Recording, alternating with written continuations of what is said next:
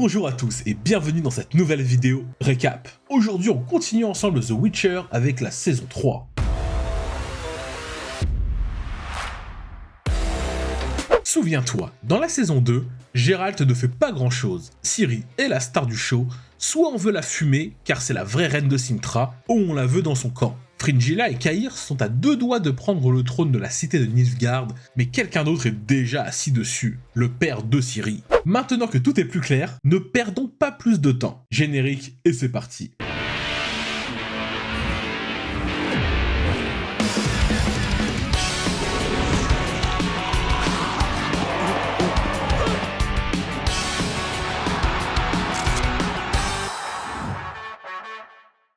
Geralt, Yennefer et Ciri sont en cavale, cachés dans un petit Airbnb d'hiver tout mignon, et pendant un temps, tout va bien. Geralt en papa, Yennefer la maman, et la petite Ciri vivent comme une vraie famille. Mais la guerre gronde à l'horizon entre les royaumes du Nord qui veulent Ciri pour des raisons politiques puisqu'elle est l'héritière de Cintra, et l'empire envahisseur de Nilfgaard, dont on a appris à la fin de la saison dernière que l'empereur Émir, la Flamme Blanche, est en réalité le père de Ciri. Les elfes, eux, sont alliés à Nilfgaard, mais veulent Ciri pour leurs propres raisons. Ils pensent qu'elle est l'enfant de la prophétie qui les mènera vers la terre promise. Et il y a aussi la menace surnaturelle de la chasse sauvage. Mais ils n'apparaissent qu'une seule fois dans cette saison, et on n'en apprend pas plus. Normal. La menace la plus immédiate, c'est le mage de feu Rience. Un jour, il retrouve Ciri, mais c'était un piège. Geralt et Yennefer l'attendaient. Il doit fuir. Mais attention, double piège. Les elfes rattrapent aussi Ciri. Elle les aiderait probablement s'ils demandaient gentiment, mais non. Ils veulent l'enlever. Et Geralt ne l'entend pas de cette oreille. Et ça part en cacahuète. La chef des elfes, c'est la sorcière Francesca. Mais l'autre elfe là pense qu'il sait mieux qu'elle. Il est devenu très ami avec Cahir, le général nilfgaardien. Ils vont ensemble voir l'empereur, mais Cahir est en disgrâce pour avoir menti à l'empereur la saison dernière. Alors, pour regagner sa confiance, l'empereur lui ordonne de tuer son ami. Ce qu'il fait. Mais désormais, Cahir est rongé par le doute. Au nord, dans le royaume de Redania, on suit surtout ce gars, le maître espion. Pendant tout ce récap, je vais l'appeler Philippe Etchebest, beaucoup plus simple à prononcer que son vrai nom,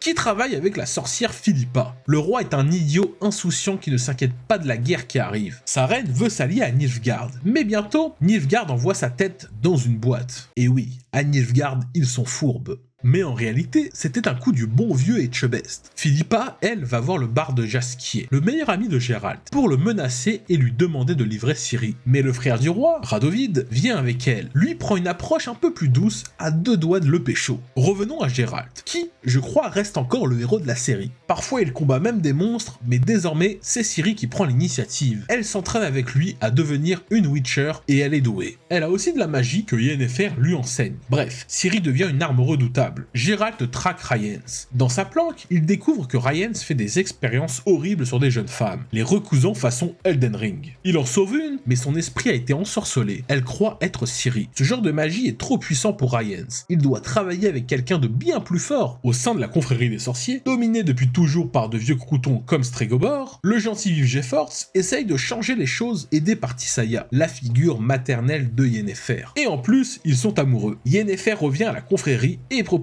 une grande fête pour unir le Nord. Mais en réalité, c'est une couverture pour identifier le traître. Tout le monde soupçonne Stregobor, mais Geralt provoque une bagarre pour détourner son attention pendant que Yennefer fouille sa chambre. Elle y trouve des preuves compromettantes, et Istred, l'ex de Yennefer, trouve le livre volé sur les monolithes. Pris la main dans le sac, Stregobor avoue. Oui, il déteste les elfes, et oui, il a de la haine pour les sans-mêlés. Mais est-ce que ce n'est pas un peu trop facile? Plus tard, en se baignant, Geralt et Yen se disent que si. Justement, et on revoit la fête sous différents angles. Chacun avait ses secrets. Le détail qui trahit le vrai coupable, c'est un bracelet de coquillage que Vilgefortz avait offert à Tissaia. Le gentil Vilgefortz est en fait le grand méchant. Mais avant que Geralt puisse agir, Etchebest et Philippa frappent. Ils arrêtent tous les mages ivres-morts pour prendre le pouvoir, car ils savent que Vilgefortz bosse pour Nilfgaard. Mais ils ont oublié Tissaia qui les libère. Les mages se préparent à se battre. Et le méchant révèle sa véritable force. Il n'a jamais aimé Tissaia, il l'a manipulé depuis le début. Nilfgaard et les elfes attaquent, et c'est une très belle bataille à la Harry Potter qui éclate. Francesca perd son compagnon, furieuse, elle détruit la grande salle, Tissaia lance un sort immense, mais beaucoup d'elfes survivent, et Stregobor, lui, il sauve la mise, massacrant des elfes. Pendant ce temps, nos héros ne sont pas là. Rience retrouve Ciri, mais Yennefer lui passe l'épée de Geralt pour la défendre. Et paf, plus de Rience.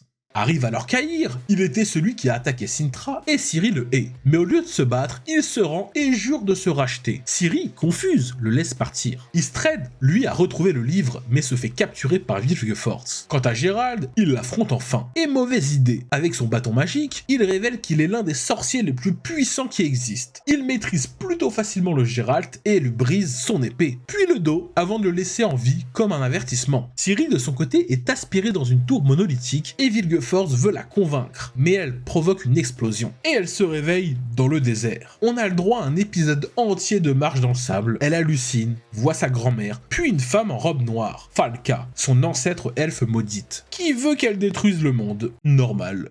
La tentation est forte, mais Ciri résiste. Finalement capturée par des chasseurs de primes, elle rencontre un gang de troubadours appelés les Rats. Pour être acceptée, elle affronte l'un d'eux et le tue. C'est son premier meurtre humain. Et quand on lui demande son nom, elle répond tout simplement Falka. Et c'était très prévisible. Pendant ce temps, Tissaia, désespérée, se suicide. Yennefer rassemble ce qu'il reste de la confrérie, seulement les sorcières. Nilfgaard croit avoir capturé Ciri, mais c'est une fausse. L'empereur Empire, qui est son père, le comprend tout de suite. La vraie Ciri est encore prisonnière. Geralt, lui, se fait soigner par des dryades, avec l'aide d'une nouvelle alliée, Milva. Il retrouve la forme, et il prend une décision. Il ne restera plus jamais neutre, et il foudroie des gardes toujours avec classe. Et avec Milva et Jaskier, il part sauver Ciri. Et voilà comment se termine la saison 3 de The Witcher. Il ne faut surtout pas oublier que c'était également la dernière saison avec Henry Cavill dans le rôle de Geralt de Rive. La prochaine fois, Geralt aura un nouveau visage. Et la saison 4 arrive très bientôt. Vous êtes maintenant prêts à la regarder comme il se doit. Merci à tous d'avoir regardé cette vidéo, n'hésitez pas à me dire ce que vous en pensez dans les commentaires, et surtout merci par avance pour votre petit like et votre abonnement, ça aide fortement la chaîne à gagner en visibilité et ça contribue à son développement. De prochaines vidéos arrivent très rapidement sur la chaîne, donc prenez soin de vous et à bientôt.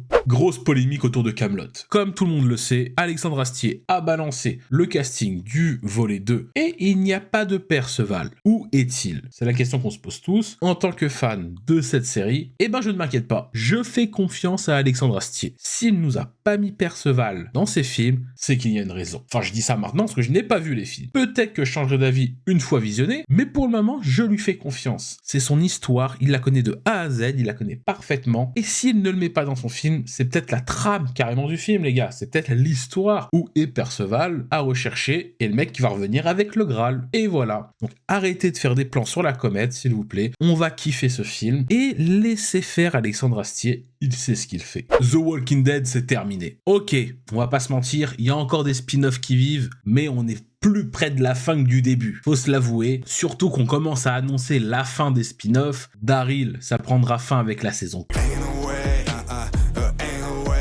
You cannot feel that my heart is taking. Ain't no way that you cannot sense it. You didn't